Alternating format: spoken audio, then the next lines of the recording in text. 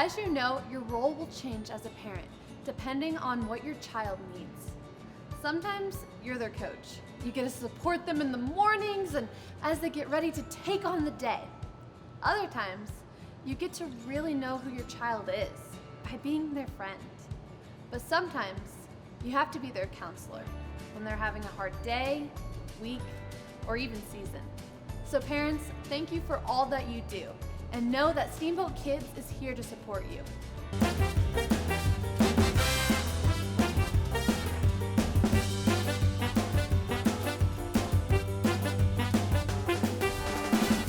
Hey everyone, I cannot believe it is the last week of January. This month has flown by, and I don't know about you, but I really want to see if we can win this awesome board game, Steamboat Kids Island. This month, we're talking all about responsibility. Responsibility is showing that you can be trusted with what is expected of you. And you know what? With God's help, we can live in a responsible way every day. We can show that we can be trusted with our responsibilities. We can show others what God is like. And not only that, if we show people that we can be trusted, and they'll want to give us more and more responsibility. We have one more challenge to complete. Let's see if you guys can do it with Jeff and Kyle. Whoa, Hadley. Jeff has been beating me too much. Anya might be a little bit better. Kenzie was all right, but here we go. We got a new game, and the way we play it, we have bugs underneath here, and we have to match them. So I gotta find another red dragonfly. But if you find the spider, we have to reset everything. Everything. All right, so ready? One, 2, 3, go! Oh, butterflies! Wow, doing pretty good. Dang it, where's the red? Oh, there's the red ones. I just went. Oh, I got the spider. I got it. Oh. Dang it. Oh, and you won already? Ah, dang. Well, thanks for playing responsibly. I found the spider. I had to reset. It was responsible. She beat me. You're the winner. Oh, thanks, bud. Hey, thanks for joining us for Steamboat Kids Island. This was our final game, but right now we're going to jump over to the Bible story. Hi everyone, I've got one more important rule for life to share with you today. It comes from the book of Ephesians in the Bible, which was originally a letter written by the Apostle Paul. Paul's letters make up many of the books in the New Testament. Paul traveled from city to city teaching people about Jesus. He then wrote letters to different churches to encourage them to keep living God's way. One day, Paul was thrown into prison for teaching about Jesus.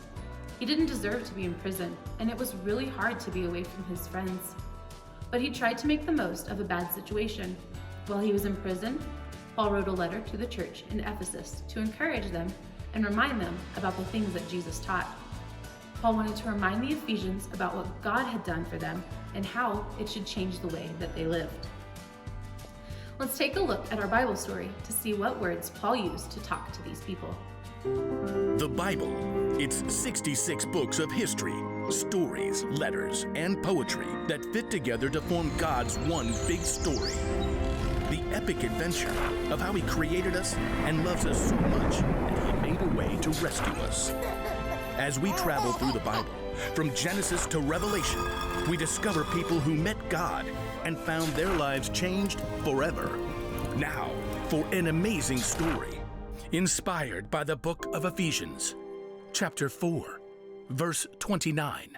There's an old saying you might have heard before. Sticks and stones may break my bones, but words will never hurt me. Yeah, on the surface, that makes sense. I mean, you drop a heavy rock on my leg, I might end up with a big cast. But you yell at me, and I don't even get a scratch, right? Well, it's a little more complicated than that, as we're about to discover in a letter from the Apostle Paul to the church in Ephesus. Let's see. What are the most important things they need to know? Paul had spent years teaching the church in Ephesus, but now he was in prison. So he wanted to remind the Ephesians what God had done for them and how it should change the way they treated each other, especially when it came to their words. Don't let any evil talk come out of your mouths. Say only what will help to build others up and meet their needs. Then what you say will help those who listen. Your words are strong and powerful. They can make an incredible impact on the people around you, whether that's for good or not. Let's imagine what it might look like if we could actually see our words. You totally rocked it on the field today. Oh, now those words were like a nice pat on the back. Words can be incredibly encouraging. Hey, I know you've been feeling kind of sad. I'm always here if you need someone to listen. That was comforting, just like a cozy blanket and warm cocoa. But we don't always use our wordy superpowers for good. Wow, did you even look in the mirror this morning? Ouch. Oh, that burned. Things are getting messy here. And if you get really angry, well, that's when your words can be real zingers. You are so mean. I wish you weren't my brother. Ooh. Thoughtless words can shatter someone, break apart relationships. We all make mistakes with our words sometimes. We all end up hurting others with the things we say. But when that happens, sometimes we get a second chance to use our words wisely. I'm really sorry. That was an awful thing to say. Can you forgive me? Just like your words can hurt people and break relationships, words can also be the glue that puts them back together. Your words can actually bring healing. Think about it. Every single one of us has the power to make or break somebody else's day with just a few words. Whether you write it, speak it, type it, or shape it, your words are an incredible tool. You may not have the money to buy somebody an expensive gift, but the note you write or the encouraging thing you say in the hall may mean even more to them. So think about your words. Each one. Weigh them carefully. Picture actually what they might look like when they come out of your mouth. A knife that cuts deep or an encouraging pat on the back. Remember, Paul believed our words are so important to God that he wrote about it from prison. Don't let any evil talk come out of your mouths. Say only what will help to build others up and meet their needs. Then, what you say will help those who listen. Our words are powerful. We remember the things that people say to us. So let's make sure to use words that help build people up and not tear people down. If we mess up and say something we wish we hadn't, let's be brave enough to use words that make things better. Words like, I'm sorry, I was wrong, please forgive me. Remember what Paul wrote in his letter to the Ephesians. Open the Bible to Ephesians 4:29 and read. Don't let any evil talk come out of your mouths. Say only what will help to build others up and meet their needs. Then what you say will help those who listen. We have a responsibility to choose words that will build others up. Let's use our words to show love so we can build people up and fix broken relationships. Remember, the bottom line is use your words wisely. Every day, let's make the choice to speak words of truth, hope, and healing. It is so important for us to use our words wisely. We have a responsibility to use those words to build others up and help them out.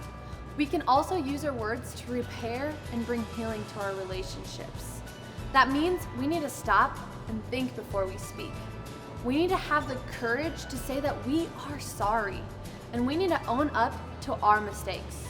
And if someone comes and apologizes to us, we need to be willing to forgive them too. Here's today's rule of life, and this one is a big one. So you ready? This is our bottom line. Use your words wisely. All right, everyone ready? Say it with me. Use your words wisely. If you want to know what that looks like, just check out how Jesus spoke to people. Jesus used words of hope and truth. He explained what was true about God in a way that people could understand, and he was wise with his words. He used them to build people up and repair their relationship with God. And we should follow Jesus' example. We need to make the wise choice. we need to use our words wisely. So kids, I bet all of you have some great ways that you can do this, and you can go practice with a parent. So we'll see you next week, Steamboat Kids.